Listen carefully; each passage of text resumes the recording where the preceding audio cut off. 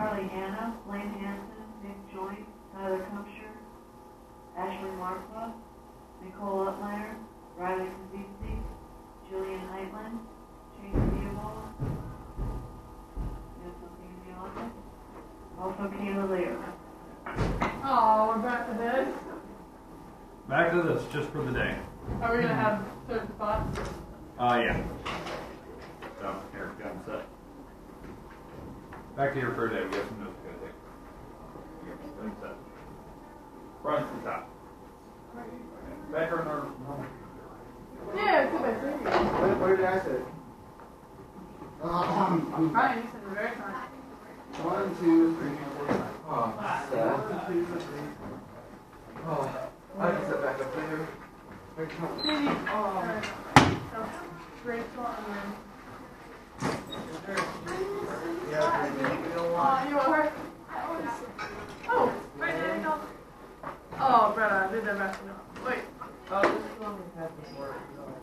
Is it? Yeah, it is. I remember I went back. I can't see. All these before. You went back.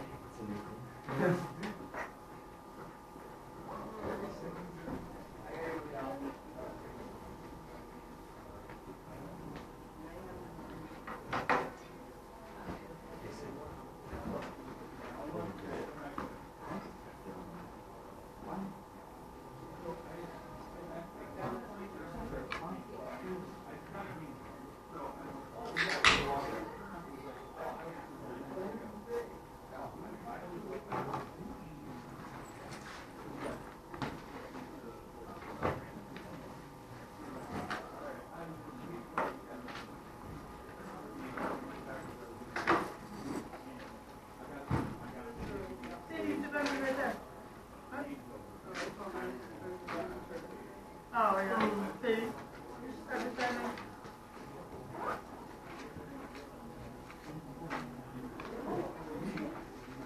Like that. That's the chart right there.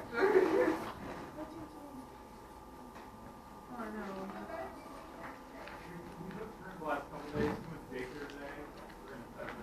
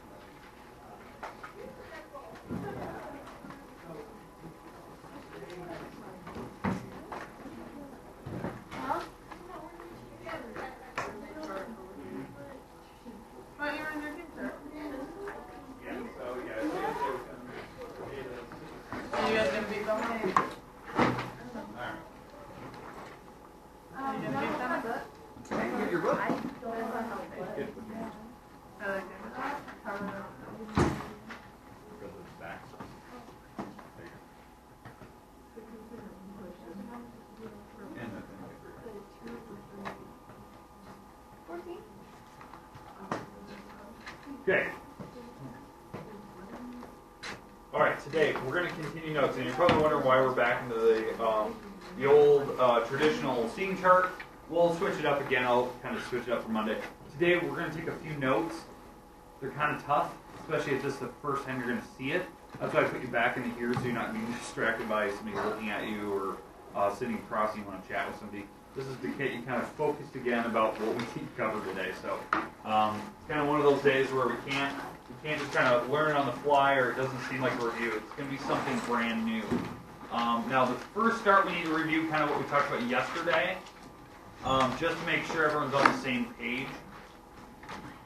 Let's see. Back. Perfect. Okay. Perfect.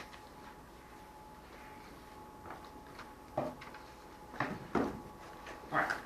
So what we've been talking about since Wednesday, Thursday. Sorry, I was gone yesterday. I was at home taking care of my son who was sick. We've been talking about linear equations, the different forms of it, right? So the first form that we had that we talked about Wednesday was point slope form.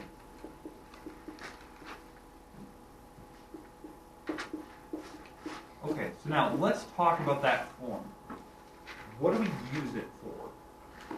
What's the point of point slope form?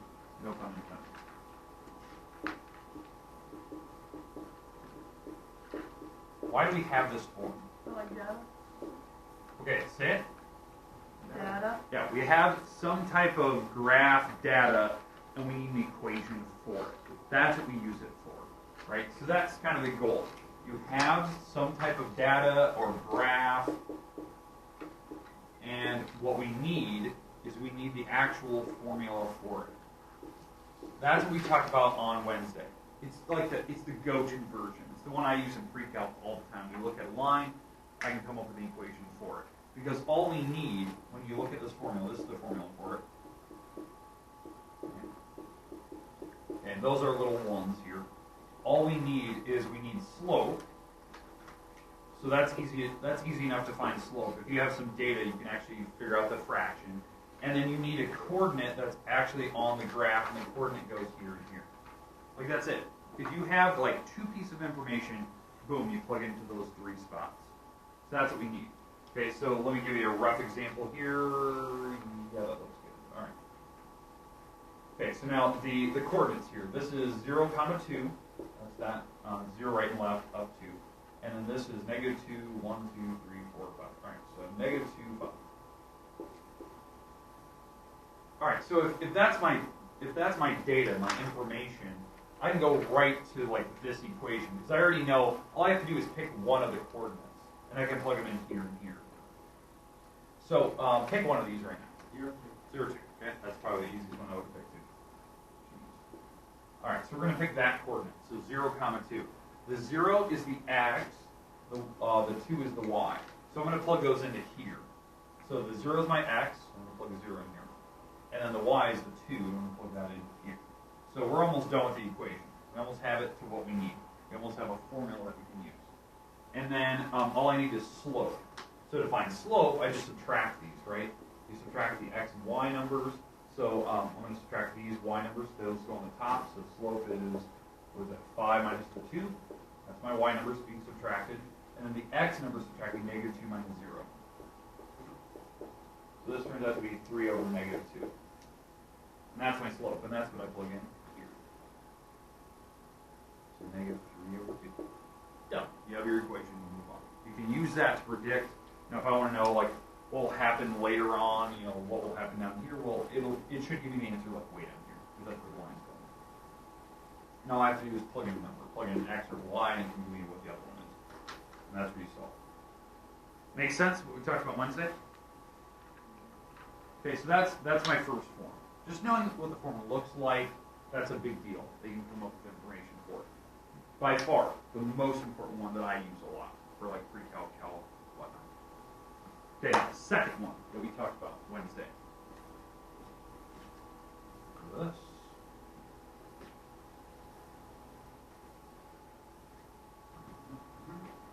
Okay, the second form.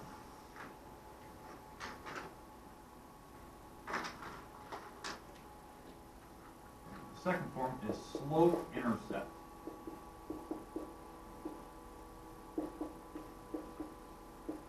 Slope-intercept form. That was the other one. This is the one that's probably the most used in Algebra 1. But now, why? What's the importance of it?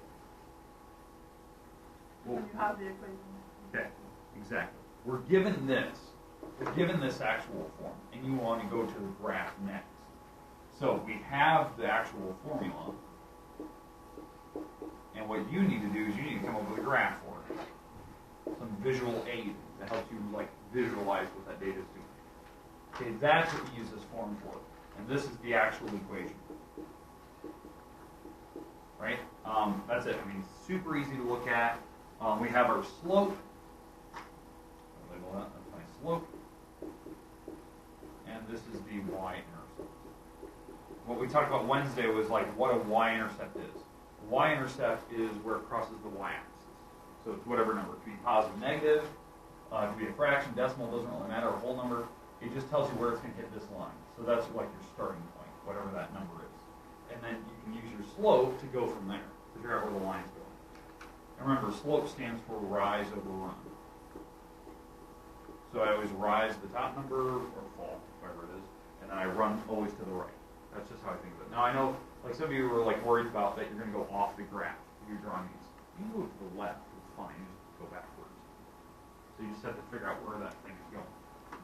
All right, so let me give you an example. Let's say it was y equals 3x minus 4. So, where's my starting point at? Where would I want to start the graph? -4. That's my y-intercept, right? It's where I cross the y-axis. I always want that number first. So I have the -4. 1, 2, 3, 4. All right, so there you go. There's my starting point. That is 0, -4. And again, how I know that, this number right here. That's my starting point. -4 sits down. And where am I going from there? Exactly. I use my slope, right? My slope here is 3 over 1. Because you can make it a fraction. You can always make any whole number a fraction by putting a 1 on the bottom. If it's already a fraction, perfect, you already know it. It's positive, so it's going up this direction, so it's going up 3 over 1. Up 3 over 1, up 3 over 1. And if you're going backwards, down 3 over 1, down 3 over 1. However you want to do that, you just kind of like, you use that same slope and just make common sense where it's going, and you can draw.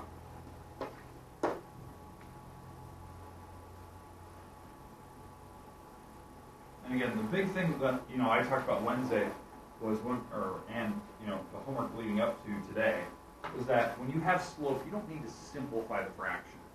You can if you want. Like if the slope was, let's say it was like 2 over 12, you can leave it 2 over 12. It's fine. You're rising 2, running 12. I know this is the same thing as 1 over 6. They're the same thing. It just, however you want to draw it, it should just make sense to you. Okay, you're going up 1 over 6 versus rising 2, running 12. It's the same numbers. All right, do you see how easy that was, though? Like how you can immediately go from here to a graph. Okay, so that's by far like in Algebra 1, that's what they really practice a lot. They always have you drawing and trying to go in front. Okay, now the 2 new ones that the sub should have had yesterday, and hopefully you kind of at least seen the equations before if you're gone yesterday, sorry. Let's go through an example right now. So the new form that we talked about yesterday, or you should have had, was called standard form. Okay, standard form. That's the new one. And that's the one I want to make sure that we cover today, and you know the importance of it. And that's what we're going to talk about today. Like that's what this is going to be about. These examples. We're going to talk about like why you'd ever want to have standard form. Because I know it seems a little weird. It's not taking data and going to an equation, or taking an equation and going to a graph. It's used for a different purpose. All right, so let's go through that.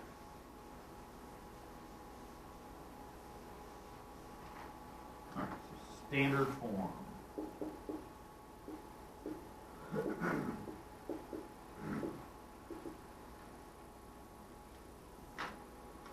Okay, importance of it.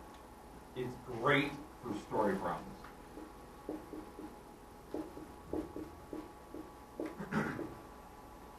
If you have a story problem, we can immediately go to a formula for it that represents it.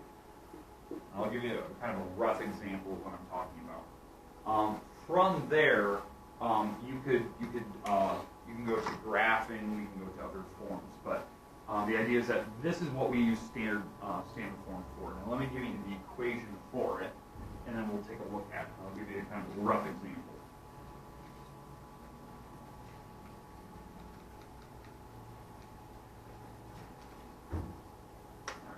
So here's the actual standard form equation.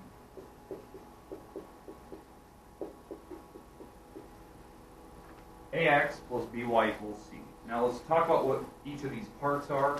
On this equation, the X and Y, these are just variables. You're going to leave them letters. Okay, they're unknowns. The A, B, and C are very strict. Like especially on this formula or this equation, these the A, B, and C numbers have to be very, very specific, especially in like Algebra 1 class or Algebra 2. These numbers have to be, A, B, and C are integers. Now let's talk about that category numbers. Okay, the integers are not decimals, they're not fractions either. They have to be like perfect whole numbers, but they're not whole numbers themselves because integers are like whole numbers, right? Zeros through infinity, right? Whole numbers, nice, easy numbers. But integers also include negative numbers. So you can be positive and negative numbers, but they can't be decimals or fractions. So very easy numbers. So somebody give me 3 numbers, please. 3, negative 2, and 7. There. That's a perfect example. Okay, that what you're looking at there, that's standard form. Okay, it's just the A, B, and C are just random digits, but they're whole numbers. They're nice, easy numbers to look at. You can be positive or negative. Now, coming up with a story problem that kind of like represents this, it could be something like you're going to a department store. You're gonna buy some things. You're gonna return some things, and it can tell you how much money you're gonna spend.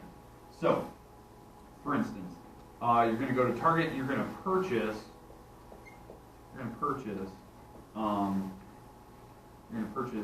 3 candy bars and return 2, let's see, you're going to return 2 books and spend $7 doing it. So the books are maybe really cheap, candy bars are kind of expensive. You got 3 of them, right? And you still spent $7. So you're getting money back for these, for the return books. That's what the negative means. That you're returning. You're subtracting that money off of what you're spending. Okay, now, just think about this out loud. What would X and Y represent on this problem? So if this is coming to candy bars.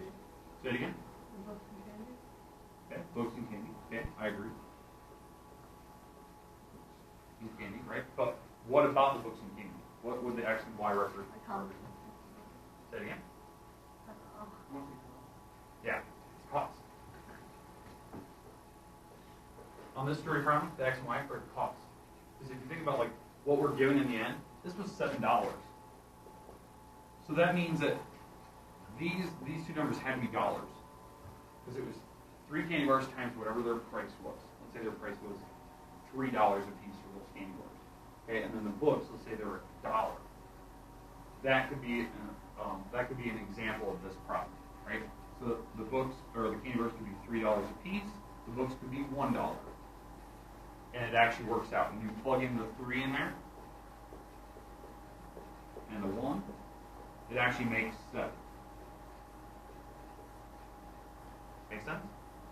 Now, because again, how I'm doing that, if you take your price times how many you purchase, that gives you your total. So 3 candy bars times $3, that's a total for the money for the candy bars. Now, is that the only option that I could have done? Is that the only example I could have had for that? No. The problem is with equations like this, especially like standard form, there's an infinite number of possibilities that make this problem work. It didn't have to be $3 and $1. It could have been any random combination.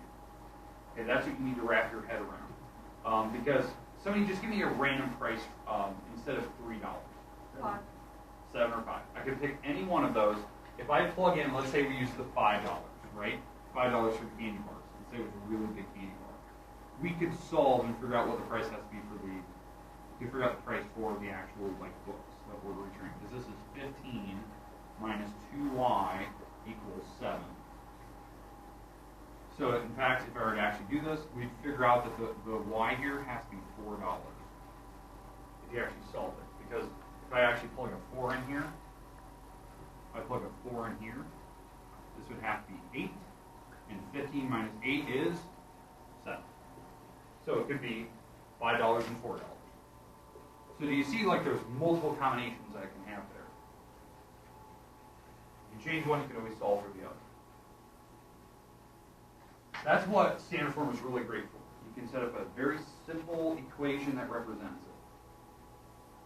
Today's goal is to show you like why I'd ever want to do that. Why would you ever want to set up an equation for like a story problem? Because obviously I just told you like there's an infinite number of answers with the problem. I don't know what the price is. And that's what we're going to come back to.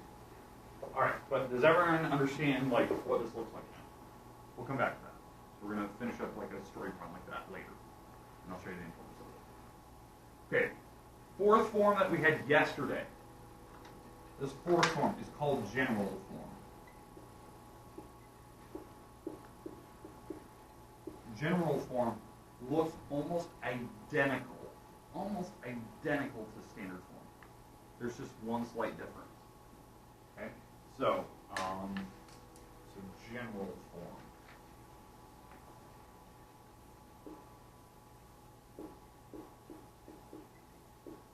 I'm going to put the form over here so we can compare it to standard. That's standard form. Here's general.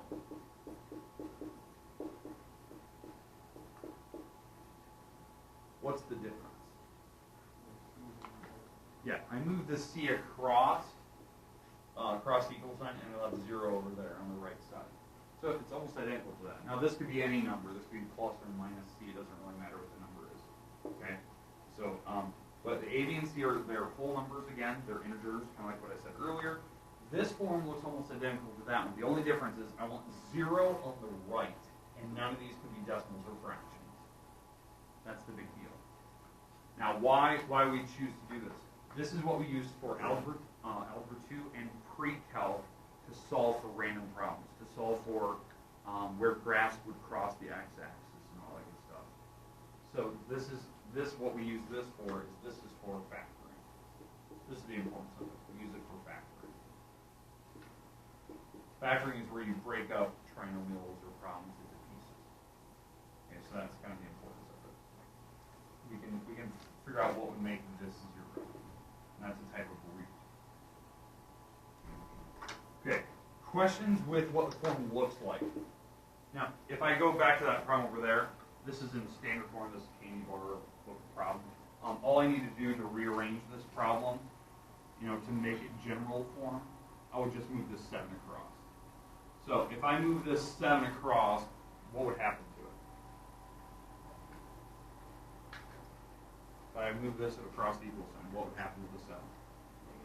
Become negative, right? So it would be 3x minus 2y minus the 7 equals 0. And so if I move to the other side, there's nothing on the right side. You're always allowed to rearrange stuff. Now what you're looking at here, this is general form.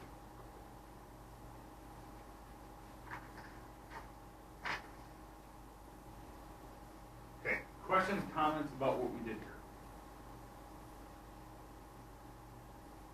Okay, so those are your different forms. Now, obviously, right now, we haven't experienced a lot of factoring. We haven't learned how to break things up correctly into pieces, so that this is important yet. That's like a goal later this year, or maybe next semester, is to learn factoring, algebra 2 style. Okay?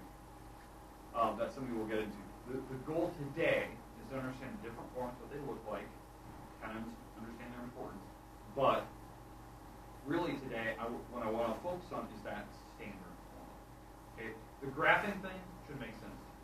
How to graph slope, how to graph that, because that's what we did in the homework, right? The page 183 stuff. How to find a point and use slope to graph. Point slope form, maybe. I mean, it's pretty basic, pretty straightforward. But what I want to focus on today is this standard form and like story problems. That's what I want to look at today, and show you like why I'd ever want to do that. All right. So, I'm going to leave this graph up. We're going to come back to this. Okay? I'm going to start with a story problem, but instead of just giving you this very long story, I'm just going to give you this simple explanation. Okay? All right. So here we go. So this is going to be our part on systems. So systems of equations. System of equations. Now, what a system is, just so you know, it is a comparison of 2 equations. So it's a comparison of 2 or more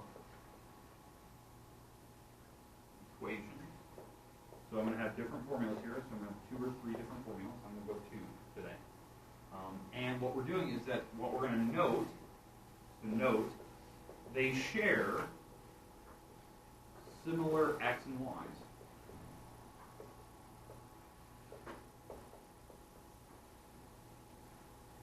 sharing similar x and y's. That's what we need to know. Okay. Okay, so let me give you, let me just make up a story problem here, just so we can see this. So let's say we have, let's say it's 2x plus y equals, let's say it's 9. And let's go with 3x plus, I don't know, let's go 5y, and this makes, let's say this makes 17.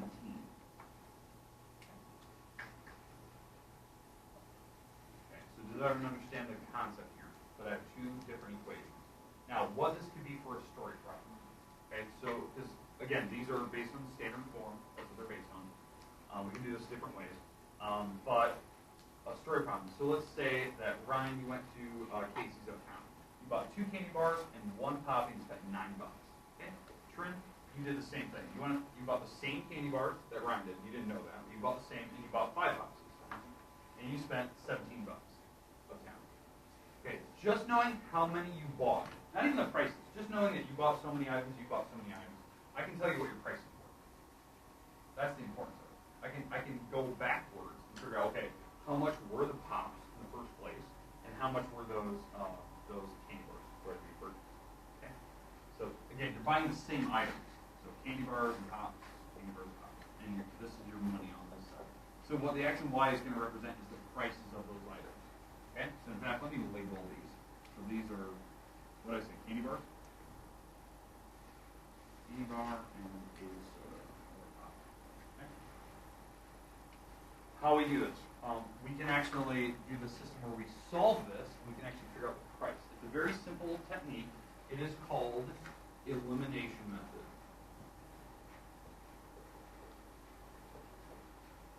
Other ways I've definitely seen this, instead of calling this Elimination Method, I've definitely seen this as, it's called Linear Combination Method.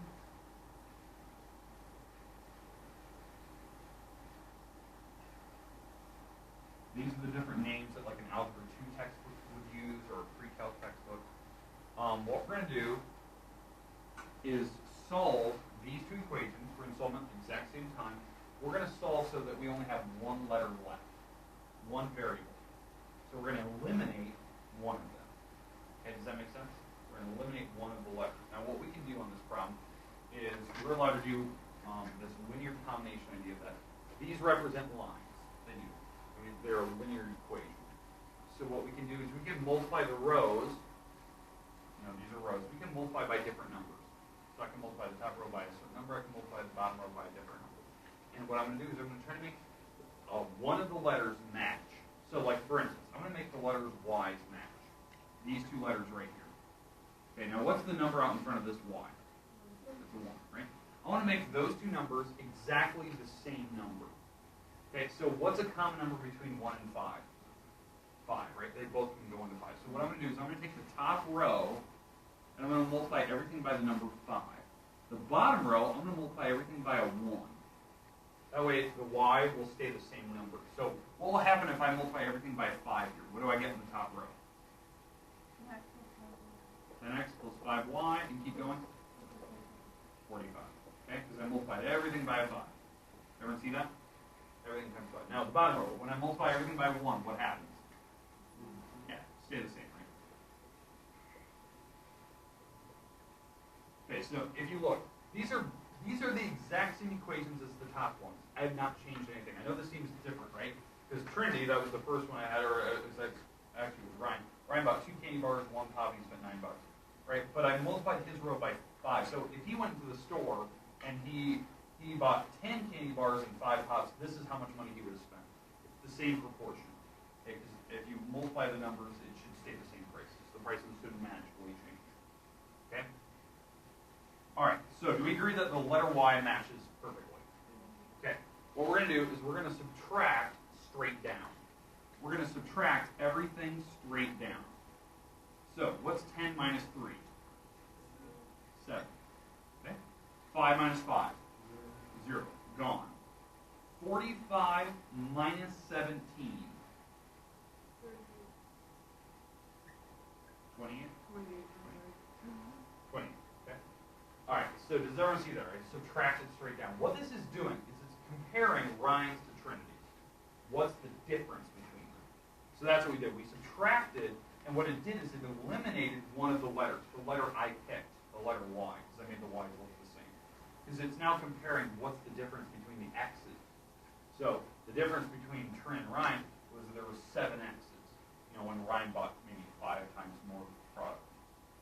And this is the difference in money. There's a difference of $28 between them. Okay? So now all I have to do is solve this using algebra 1. What's 7x equals 28? How do I solve that in algebra 1? Yeah, divided by 7, right? So the 7s would cancel, and what's 28 divided by 7? 4. That's how much the candy bars cost. They're $4 a piece. They're $4 for each candy bar. That's what we just found. Because we compared Rhines to Trins. And the difference between their two purchases was the X's. So we figured out we had solved for one of the letters. Now what do you think I'm going to do with this 4? If I plug it back in to one of the originals, I'll go back to either Rhines or Trins. I'm going to take the 4 and plug it back into their X's, or candy bars. And what this will do is I can solve for the remaining ones. So now, which one do we want to do, Rhines or Trins? Rhine. Okay, Rhine is definitely the easier equation. So we're going to take that 4 and plug it back into his purchase. So Ryan's purchase was 2x plus y equals $9. So we're going to take out the x, which we just found was $4 per candy bar.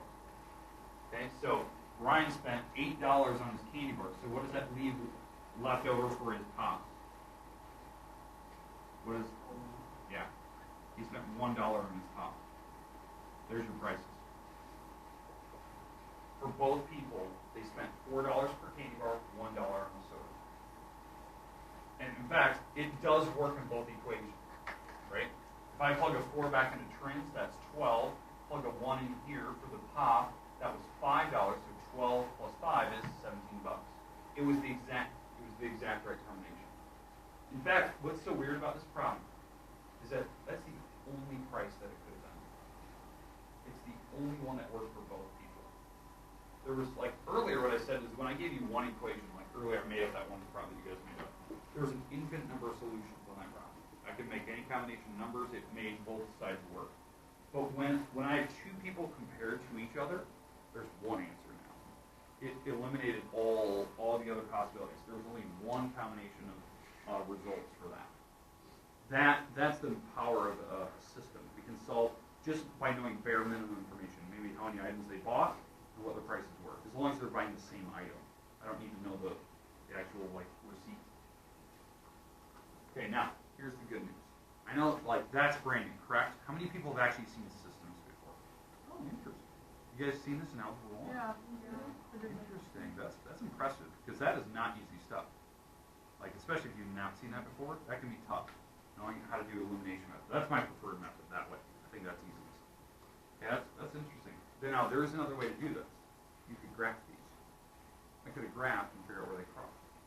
And that's what I want to look at today. To show you the importance of it. Okay, so I'm going to go with Ryan's graph first. Okay, Ryan had the 2x plus y equals 9, right? That was Ryan. I can graph that. Okay, what I mean by graphing that, I'm going to change that formula into which one is the best for graphing. That one. Slope-intercept. If I can change Ryan's equation back into this form, by the way, this form was this one. Right, that was the form. I can graph it because I know my y-intercept and I know my slope. I can draw that equation.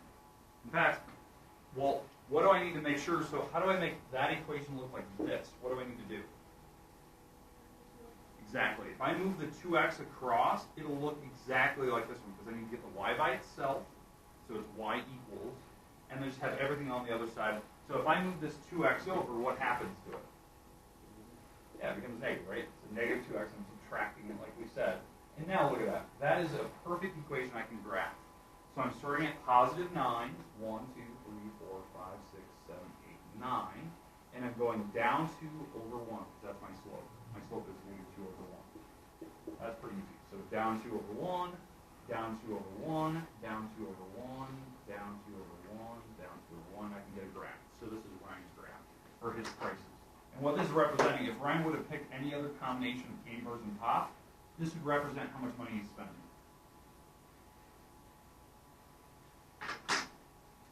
So if he would have bought, maybe the X's or candy bars, bought more candy bars and less pops, he would have spent less money, that type of thing. Cost.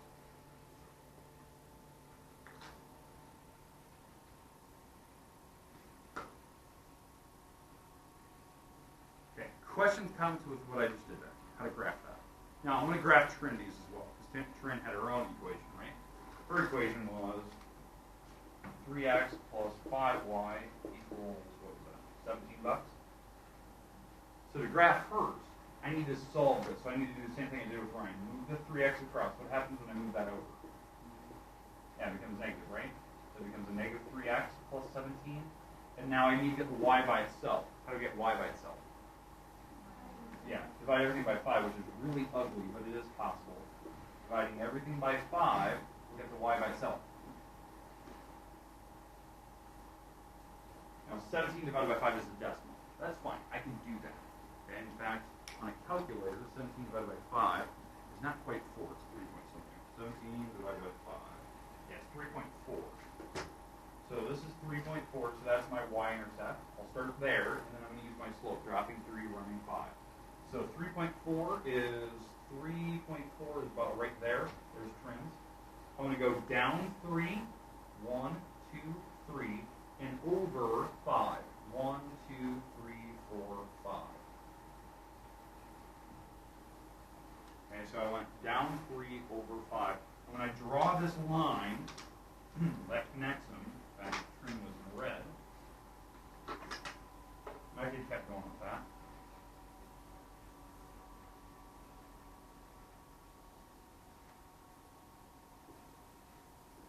So there's Trinity's graph, and I could go down here again over 5.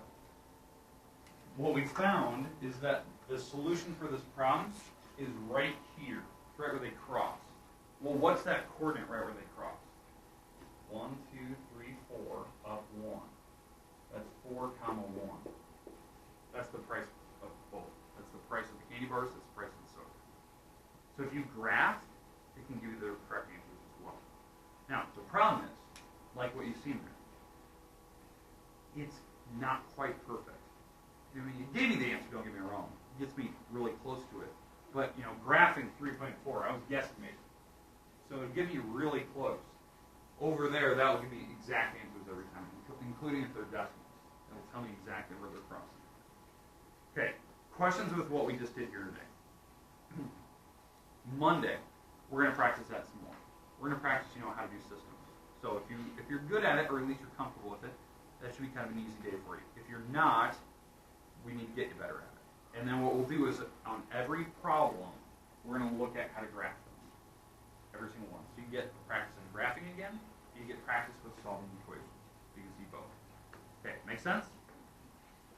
Okay, we're done for the day. Now, you had homework due today. That's page 193. Make sure you're taking your time. You have like 6 minutes. You can definitely work on it. It's due at some point today. Some point today. So if you're not done, make sure you're working on it. Remember, you need to graph those. So does anyone need graph paper? Okay. All right.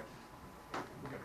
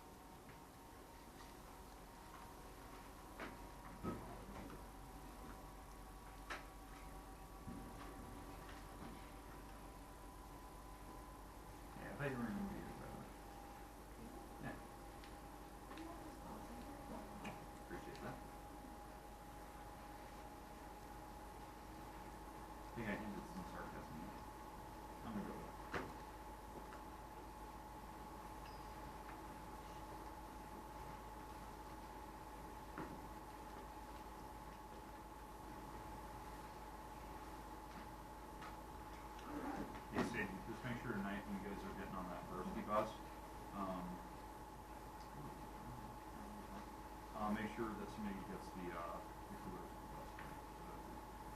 So I tried to put McKay in charge, but knowing her, somebody else is